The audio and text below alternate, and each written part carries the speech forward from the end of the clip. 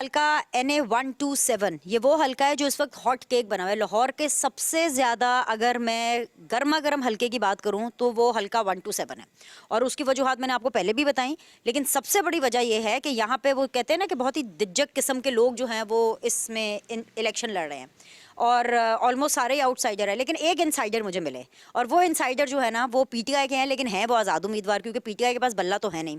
तो ज़हीराबाद खोखर साहब के मैं इस वक्त ऑफिस में मौजूद हूँ, हम उनके पास जाकर बात करेंगे। साथ ही साथ उनके अंडर जो PP आती है फ़ारूक जावेद साहब की, हम उनसे भी बात करेंगे, उनसे मुलाकात करते हैं और उनकी ज़बानी उनका अहवाल सुनते हैं कि इलेक्शन 2024 उनके लिए क्या मानी रखते हैं, कितने अच्छे हैं, कितने बुरे हैं, जीत रहे हैं, हार रहे हैं या बुरी तरह हार रहे हैं, कि क्या करना है। अस्सलाम वालेकुम, बहुत बहुत शुक्रिया साहब वक्त देने के लिए। सबसे पहले तो मुझे ये बताएं, बल्ला तो नहीं है, निशान क्या है? जी, मेरा इंतखाबी निशान घड़ियाल है।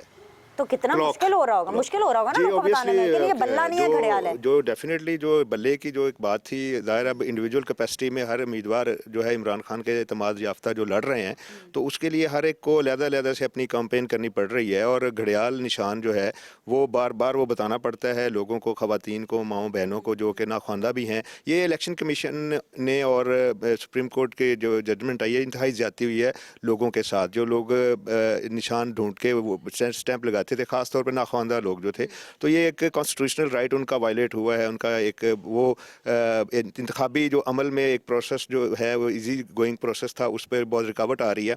तो अब बहरहाल हम ये चैलेंज लेकर चल रहे हैं, जितने ही ज़्यादा हमें रुकावटें आएंगी उतने हमारे अंदर वलवला और अज़म उतना बढ़ रहा है हमारे अंदर। लेकिन प्रॉब्लम तो होगी ना बल्ले का, आपको लगता है कि इफेक्ट तो आएगा?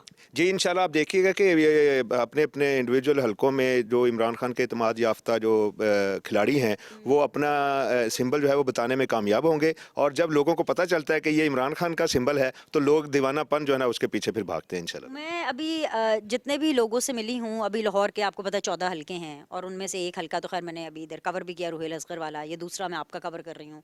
तो मुझे अभी तक सबसे मुतमिन कैंडिडेट आप लग रहे हैं, और वो इसलिए लग रहे हैं कि आप बड़े खुश हैं कि हाँ ये तो मेरा मतलब हल्का है। और ये मैं तो पिछली दफ़ा आपने नून लीग के राना मुबशर के अगेंस्ट इलेक्शन लड़ा था, उस इलेक्शन में और इस इलेक्शन में कितना फ़र्क है? आपने ये सोचा था कि आपको अब इस जगह का टिकट दिया जाएगा कि बिलावल भुट्टो, उसके बाद अता तारर, अच्छा अब फिर TLP का फैक्टर भी है, उसको भी इग्नोर नहीं करना। तो मुतमईन होने की वजह क्या है? ये तो बड़ा मुश्किल हल्का है। जी, मुश्किलें इतनी हुई कि आसान हो गई। 134 में भी जब उस वक्त भी ज़ाहिर है उस वक्त शहबाज शरीफ MPA लड़ रहे थे और उस वक्त भी धांधली हुई, लोगों ने ये पैसे के गेम करते हैं, ब्रीफ के सियासत करते हैं।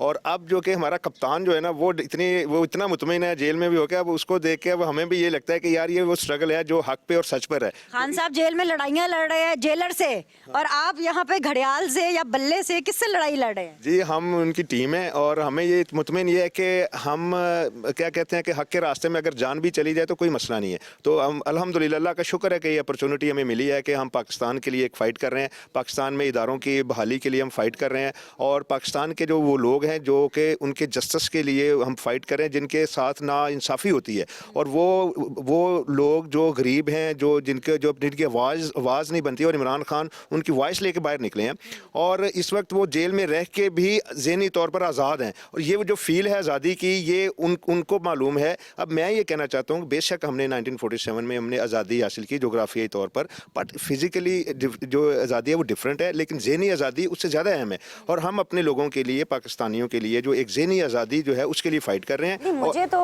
अच्छी बात है, फ़ाइट करें, इस फाइट को आप जारी रखें, लेकिन मैं यहाँ पे ये जानना चाहती हूँ कि बिलावल भुट्टो, अता तारर, TLP इनका मुकाबला कैसे करेंगे? बेशक एक हवा है प्रो इमरान या एंटी नवाज वोट की, लेकिन अब अपने आप में एक पॉलिटिकल पार्टी के चेयरमैन जरदारी साहब यहाँ आके बैठे हुए हैं, आसफा भुट्टो यहाँ आके बैठी हुई हैं, जो बिलावल हैं उन्होंने यहाँ पे इतना बड़ा जलसा कर लिया, अता तारर डेली बेसिस के ऊपर डोर टू डोर कैंपेन कर रहे हैं, तो मुस्कुरा क्यों रहे हैं? क्या गम है जिसको छुपा रहे हैं? जी, मैं मुस्कुरा इसलिए रहा हूँ कि ये जो इन्होंने पुतली तमाशा लगाया हुआ है ना, इनको पता नहीं इनके साथ होनी क्या है। मुझे इसलिए हंसी आ रही है कि इनके साथ वो होनी है कि जो इनको पता चल जाना कि ये लोग जो हैं ये अब जाग चुके हैं, ये लोग जो हैं अपने अपने इलाकों में ये जाग चुके हैं। अब ये मामू भांजे का ड्रामा ख़त्म हो गया है, ठीक है। ये अब इनको, मुझे इसलिए हंसी रही कि ये कार्टून लग रहे हैं मुझे, ये बातें करते इधर आके बैठ गए हैं, पैसे लेके आके बैठ गए हैं, और ये लोगों का ही पैसा, मैं तो अपने लोगों लोगों को ये कहता हूँ कि पैसे लें, ये आपका ही पैसा है। पैसे कौन चला रहा है? पैसे तो जाहिर है कि ये दोनों, ये नून लीग जो है ब्रीफकेस की सियासत करती है, जरदारी साहब इनके मुकाबले में जो है वो पैसा लोगों को देते हैं, खरीदो फरोख्त कर रहे हैं। और मैं एक और चीज़ यहाँ और पर आप कहूँगा। पैसा नहीं चला रहे? जी, हमें क्या ज़रूरत है, हम तो लोगों के राइट्स के लिए लड़ रहे हैं, हम तो पाकिस्तानियत के लड़ रहे हैं। ये पैसा चलाने वाली सियासत अगर करनी होती तो हम पीपल्स पार्टी में होते, नून लीग में होते। हम इमरान खान के साथ इसलिए कि हम लोगों की सियासत कर रहे हैं, हम अपने अवाम की सियासत कर रहे हैं, अपने अवाम की राइट्स की सियासत कर रहे हैं, उनके गरीब लोगों की सियासत कर रहे हैं। और एक और चीज़ ये है कि जो बिलावल भुट्टो जरदारी साहब हैं, ये एक बहुत मैं समझता हूँ कि इनके पीछे इनकी वालदा जो हैं वो एक डेमोक्रेटिक खातून थी। ये भी डेमोक्रेटिक होने का दावा करते हैं, लेकिन ये है नहीं है। अब हम पर जो पाबंदियाँ लगी हुई हैं, आपसे वोट मांग रहे हैं मैं- लाहौर वाले जलसे मैं- में मेरी वो गुजारिश PTI सुन वालों को लें, कह रहे थे, मेरी आप मेरा छोटा सा एक सवाल सुन लें।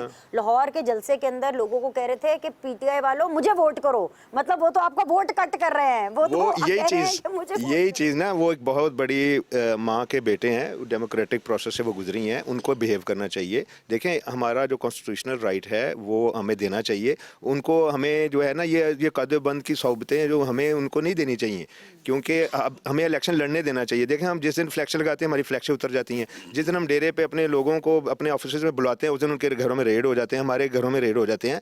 तो ये बिलावल भुट्टो को ये कहना चाहिए कि मेरी वालदा ने नवाज शरीफ की इतनी इख्लाफात के बावजूद वो बाहर से लेके आए थे।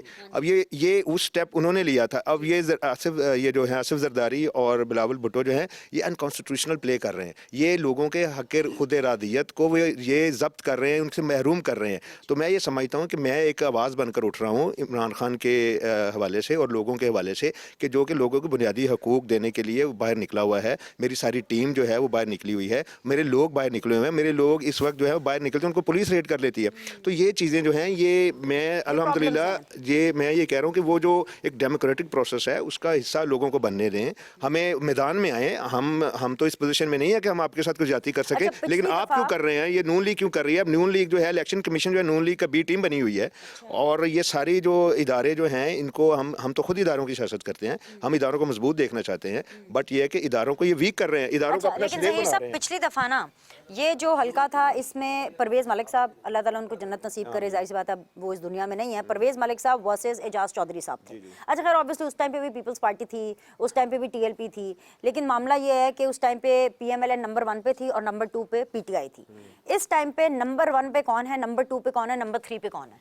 जी, इस टाइम NA 127 में घड़ियाल जो है वो नंबर 1 पे है अल्हम्दुलिल्लाह। और मलिक ज़हीर अब्बास में, चूँकि मैं इंशाल्लाह जीतूंगा। ये देखिए, ये लोग जो हैं वो जीत गए। 2 और 3 पे कौन है ये बताएं? जी, 2 पे तो बिलावल है और 3 पे जो है वो ये जो क्या नाम है इनका, मैं तो नाम भी नहीं पता, तारड़ जो है, ये तो वजीराबाद के ना, इधर के है भी नहीं, वहाँ पे ये काउंसलर नहीं हो सकते। आपको तारड़ का नाम याद नहीं है? इमरान खान ही इज साहब not so important, he is not as important कि मुझे नाम याद हो। ये तो वजीराबाद के हैं। ज़हीर साहब, आपको अपडेट होना पड़ेगा। इमरान खान साहब ने जितना अता तारड़ साहब को टारगेट किया है ना, आपको फिर अपने लीडर के बारे देखिए, में वो नहीं पता। काउंसलर नहीं हो सकता वजीराबाद से, वो इधर आके मेरे लोगों की क्या नुमाइंदगी करेगा? उसको बैट लगा लें, उसके जोग्राफियाई तौर पर वो मेरे हलके को समझता हो, यहाँ पर लोग कितने हैं, गरीब कितने हैं, उनकी आबादी कितनी है, यहाँ पर गरीबों की बस्तियाँ कितनी हैं, यहाँ पर टाउन्स कितने हैं, यहाँ पर अर्बन कितना एरिया है। और प्लस मैं ये भी बताना चाहूँगा, ये जो मेट्रो बस जो बनाई है, इसके साथ जो डाउन ट्रोडन एरियाज़ हैं वहाँ पर देखें ना, बच्चों के साथ वो उनकी तालीम मिल रही है, उनको स्कूल हेल्थ मिल रहा है, उनके जो किसान मजदूर हैं उनको रोज़गार मिल रहा है। ये इन चीज़ों का फैक्ट्स का उनको नहीं पता, उनको नहीं पता इन चीज़ों। हमें पता है अल्हम्दुलिल्लाह, हमें अल्लाह ताला हमें मौका देंगे, हमारे लोग हमें सपोर्ट करेंगे तो हम उनकी ज़िंदगी के लिए सोचेंगे। अच्छा भाई, मैं ना बेट लगाती हूँ क्योंकि बेट और जो बैट है ना, उन दोनों के हालात बड़े ख़राब चल रहे हैं, तो मुझे कोई शौक नहीं है कि बेट और बैट के बारे में